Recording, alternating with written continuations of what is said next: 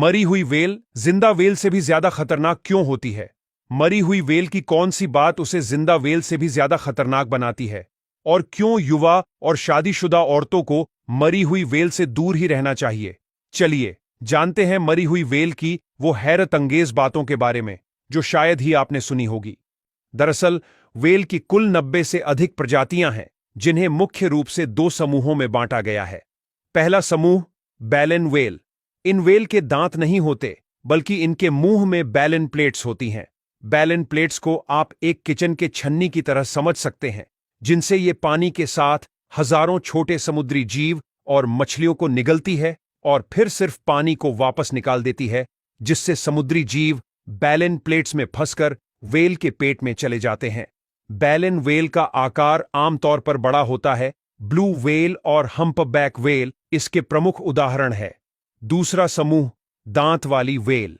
इस वेल के मुंह में दांत होते हैं जिससे ये मछली और अन्य बड़े शिकार खाती हैं और इनका आकार बैलेन वेल की तुलना में छोटा होता है। स्पर्म वेल और किलर वेल इसके मुख्य उदाहरण है। अब जानते हैं कि मरी हुई व्हेल मछली क्यों खतरनाक है।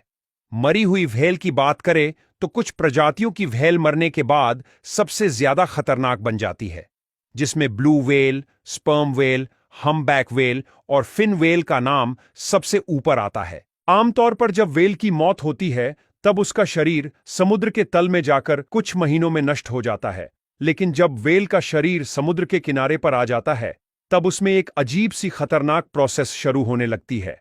जब वेल का मृत शरीर समुद्र के किनारे पर आता है तब उसमें गर्म वातावरण और सूर्य की रोशनी के चलते मृत शरीर में सड़न प्रक्रिया तेजी से शुरू होती है, जिससे मीथेन और हाइड्रोजन सल्फाइड जैसी हानिकारक गैस बनने लगती है। यह गैस वेल के शरीर में जमा होती रहती है क्योंकि वेल के शरीर की मोटी चर्बी के कारण वह बाहर नहीं निकल सकती है।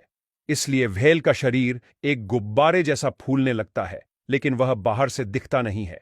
जब वेल का शरीर और ज्यादा गैस अपने अंदर नहीं समा पाता तब वह एक बड़े विस्फोट के समान फटता है और उस समय अगर कोई इंसान वेल के शरीर के नजदीक होता है तो वह यह विस्फोट के चलते मर भी सकता है।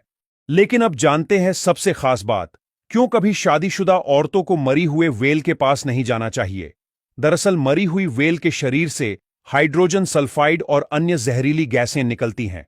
ये गैसें गर्भवती महिलाओं के लिए बड़ी समस्या पैदा कर सकती हैं और जब वेल फटती है तब वह दृश्य संवेदनशील महिलाओं के लिए काफी खतरनाक होता है। काफी बार देखा गया है कि युवा महिलाएं यह दृश्य देखने के बाद बार बार उल्टी करने लगती है और यह उल्टी तब तक बंद नहीं होती जब तक उसके दिमाग से वह खौफनाक दृश्य मिट नहीं जाता।